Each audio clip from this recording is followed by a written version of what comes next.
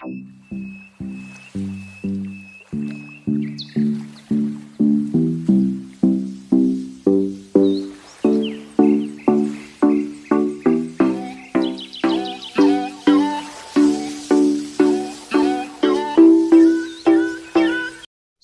नमो नमः। जयतु संस्कृतम जयतु भारतम। मैं अनुराग जैन शास्त्री।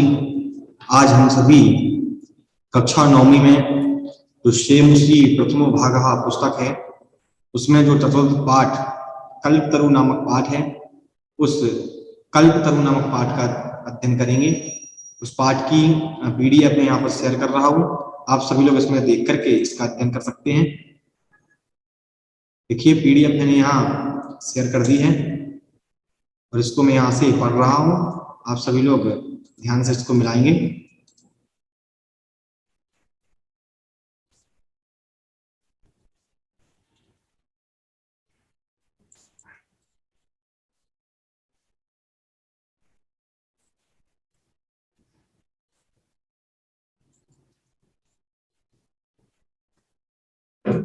ये देखिए, इसमें मैं यहाँ से इसका वांचन कर रहा हूँ। आप सभी लोग इसको पढ़ेंगे ध्यान से। और लिखा हुआ है चतुर्थः पाठः कल्पतरु। चतुर्थः पाठः मतलब 4 पाठ। कल्पतरु पाठ का नाम है कल्पतरु। कल्पतरु एक पेड़, तरु मतलब होता है पेड़, तो कल्पतरु मतलब एक ऐसा पेड़ जो उससे जो मांगो अपन को वो प्राप्त हो, ऐसा पेड़ कल्पतरु एक पेड़ होता था, जो अभी वर्तमान में नहीं होते हैं। कल्पतरु पहले के समय में कल्पतरु होते थे, कल्प वृक्ष होते थे। चलिए, इसमें मैं वाचन कर रहा हूँ। सबसे पहले पाठ का सारांश लिखा हुआ है और सारांश को मैं यहाँ से पढ़ रहा हूँ। देखा, प्रस्तुत पाठ बेताल पंचविंशति नामक कथा संग्रह से लिया गया है, जिसमें मनोरंजक एवं आश्चर्यजनक घटनाओं के माध्यम से जीवन मूल्यों का निरूपण किया गया है। इस कथा में जीमूतवाहन अपने पूर्वजों के काल में ग्रह उद्यान में आरोपित कल्प वृक्ष से सांसारिक द्रव्यों को न मांगकर संसार के प्राणियों के दुखों को दूर करने का वरदान मांगता है, क्योंकि धन तो पानी की लहर के समान चंचल है। केवल परोपकार ही संसार में सर्वोत्कृष्ट तथा चिरस्थायी तत्व है। ये पहला पैराग्राफ हमने पढ़ा है। इस पहले पैराग्राफ को हम सबसे पहले समझते हैं। इसमें बताया गया है कि जो एक कल्पतरु नाम का पाठ है, एक पाठ बेताल पंचविंशति नामक कथा संग्रह, बेताल पंचविंशति नाम का एक कथा संग्रह है, जिसमें 25 कथाएं हैं, उससे लिया गया है। ऐसी कथाएं हैं कि इसमें मनोरंजक एवं आश्चर्यजनक घटनाओं के माध्यम से जीवन मूल्यों का निरूपण किया गया है। इसमें जो बेताल पंचविंशति है, उसमें मनोरंजक एवं मन को अच्छी लगने वाली आश्चर्यजनक, जिनको सुनकर के आश्चर्य हो और जीवन में उपयोगी ऐसी घटनाओं का वर्णन इसमें किया गया है। इस कथा में इस कथा में जीमूतवाहन अपने पूर्वजों के काल से गृह उद्यान में आरोपित कल्प वृक्ष से संसार द्रव्य न मांगकर सांसारिक प्राणियों को दुख दूर करने का वरदान मांगता है। क्या होता है इस कथा में? जीमूतवाहन नाम का विद्याधर होता है। उसके घर के आंगन में, उसके घर के उद्यान में एक कल्प वृक्ष लगा हुआ है। तो वह जीमूतवाहन उस कल्प वृक्ष से सांसारिक द्रव्यों को नहीं मांगता, बल्कि वो क्या मांगता है कि संसार के सारे दुखों को दूर हो जाए, संसारिक जीवों के सारे दुख दूर हो जाए, ऐसा वरदान वह कल्प वृक्ष से मांगता है। क्यों? क्योंकि वह जानता है कि धन तो कैसा है, धन संसार में पानी की लहर की समान चंचल है, जो आता है और जाता है। केवल परोपकार ही इस संसार में एक चिरस्थायी तत्व, सदाकाल रहने वाला सर्वोत्कृष्ट कार्य है, ऐसा वह जीमूतवाहन जानता है। इसलिए वह उस कल्प वृक्ष से सांसारिक द्रव्यों को न मांगकर सभी जीवों के दुख दूर हो, सभी प्राणियों के दुख दूर हो, ऐसा वरदान मांगता है। चलिए, बहुत सुंदर कहानी यहाँ पर लिखी, ये कहानी यहाँ पर है। इस कहानी को हम सभी पढ़ते हैं। लिखा है, अस्ति हिम्बन नाम सर्वरत्न भूमि नागेंद्रः तस्य सनो ऊपर विभाति कंचनपुरी नाम नगरम।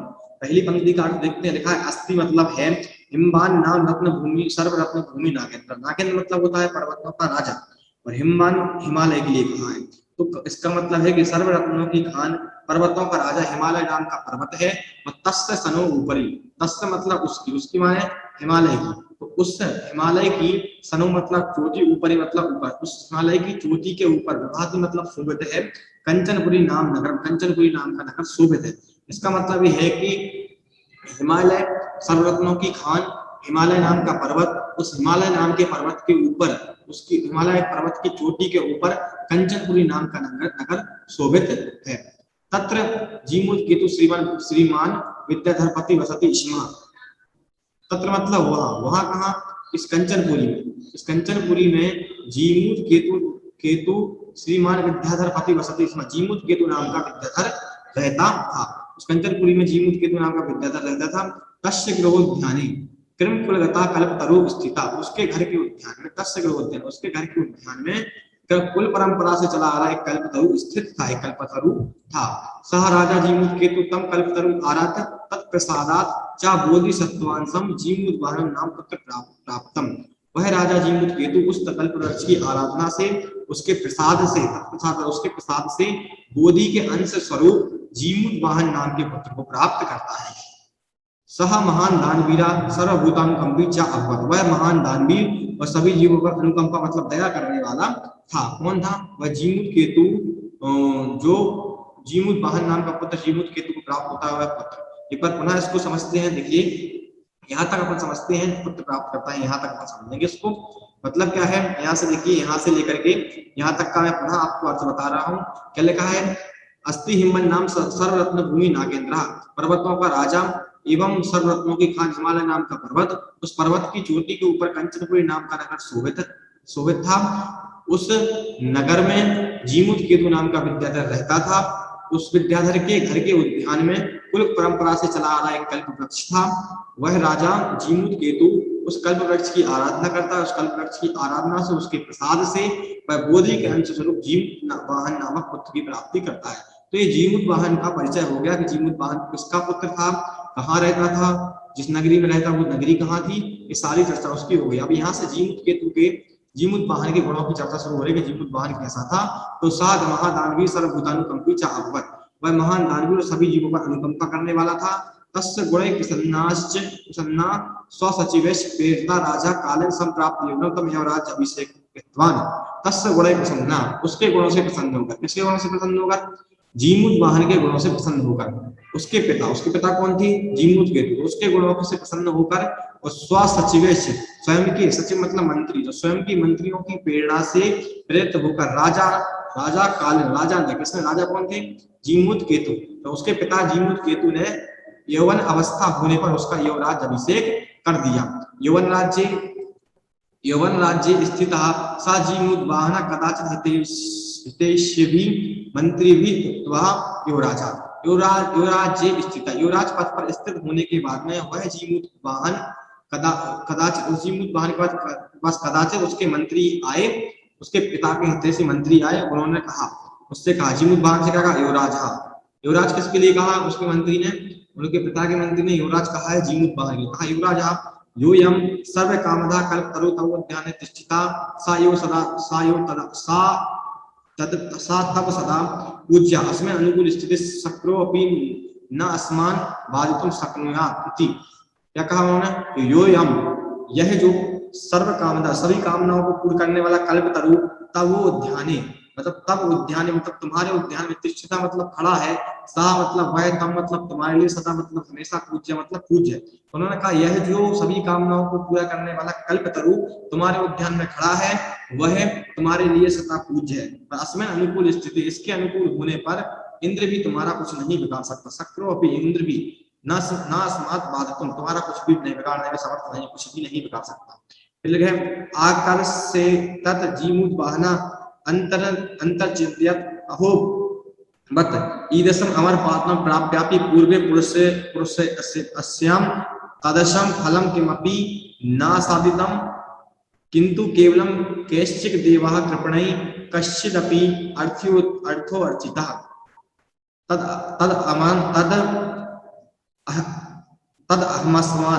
अहम अस्मात् मनोरथ अभीष्टम साधयामि इति। वो क्या करता है? तो ऐसी बात को सुनकर के जीमूत वाहन क्या सोचता है अपने मन में कि ईदसम अमर पादपम प्राप्त, इस प्रकार के अमर पादप को प्राप्त करके भी मेरे पूर्व में जो पुरुष हुए हैं उन्होंने इससे कुछ भी फल प्राप्त नहीं किया, किंतु केवल सांसारिक भोगों को ही प्राप्त किया है। फिर मैं क्या करूंगा कि मैं इससे अभीष्ट मनोरथ की प्राप्ति करूंगा, मैं इससे बहुत अच्छी चीज प्राप्त करूंगा। और एवं आलोच्य सा पितरत्व कहा भगत, ऐसी पूर्वजों की आलोचना करके वह अपने पिता के पास में चला जाता है। पिता के पास में जाकर के पिता के पास चला जाता और क्या कहता, क्या आगत्य च सुखमासीनम पितर में कांते निवेद्यत, पिता के पास आकर सुखासन में बैठे हुए, एकांत में बैठे हुए पिता से निवेदन करता है। क्या करता है निवेदन, तात त्वं तु जानासि एव यदस्मिन् संसारे अशरीरमिदं सर्वधनं वंचम एवं एक परोपकारा एवास्मिन् संसारे अनश्वरा युग पर्यंतम ऐसा प्रसूते।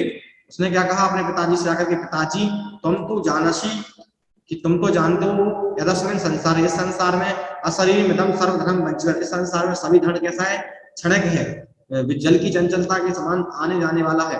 एवं परोपकार ही कैसा है कि परोपकार एक ऐसा धन है जो अनश्वर है, जो कभी नाश नहीं होता और युग पर्यंत तक इसकी प्राप्ति कराता है।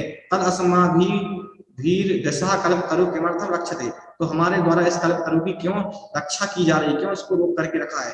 यश्चे पूर्व मम मम इति अग्रहण रक्षति ते इदानीं पुत्रगता, पूर्व में इसकी रक्षा जिन जिन ने की है वो सब ते इदानीं पुत्रगता, वे सब कहाँ गए, तेषां कस्या, ये उनमें से है किसका है, तेषां मतलब उनमें, उनमें से, तेषां कस्या वह उनमें से किसका है, अस्या वा केते, और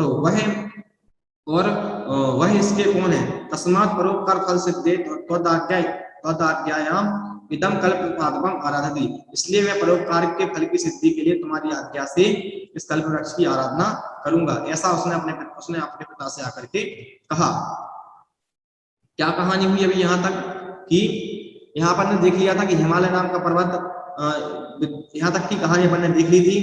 एक पूरी एक पैराग्राफ की कहानी में आपको फिर से सुना रहा हूँ, फिर से पूरे पाठ को आपको एक बार रिवाइज करा रहा हूँ। देखिए, हिमालय नाम का पर्वत, सर्वरत्नों की खान हिमालय नाम का पर्वत, उस पर्वत की चोटी के ऊपर कंचनपुरी नाम का नगर है।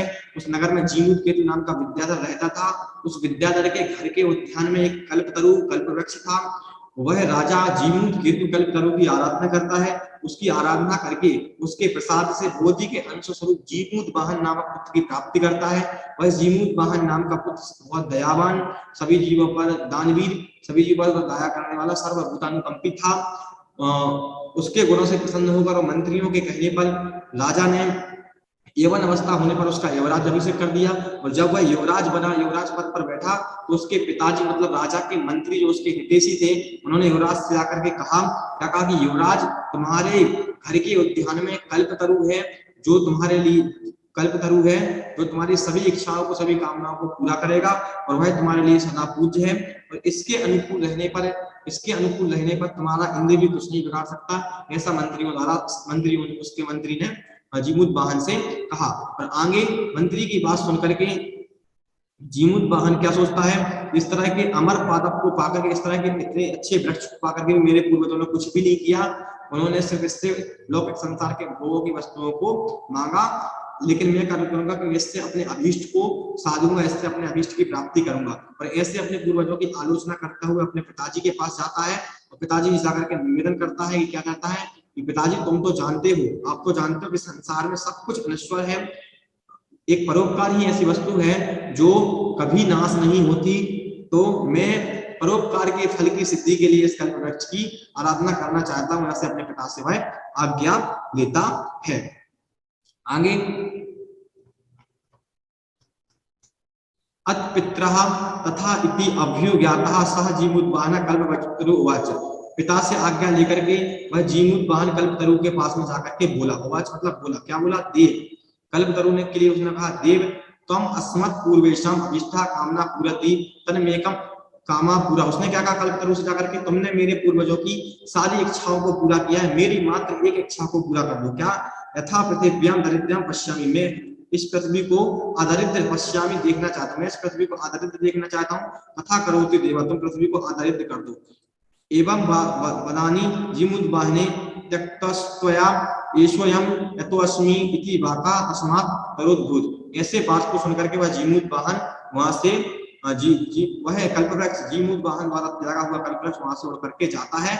और क्या करता है, जाकर के क्षणेन चासा कल्पतरु दिवम समुत्पत्य भुवि तथा वसुनि आवर्षत। वह जाकर के क्षण में पृथ्वी पर इतनी वस्तुओं की वर्षा करता है, इतनी की वर्षा करता है कि कोई दुर्गता आसित, कोई भी तथा ना कोई दुर्गता आसित, कोई भी निर्धन नहीं बचता, कोई भी दुर्बल नहीं बचता।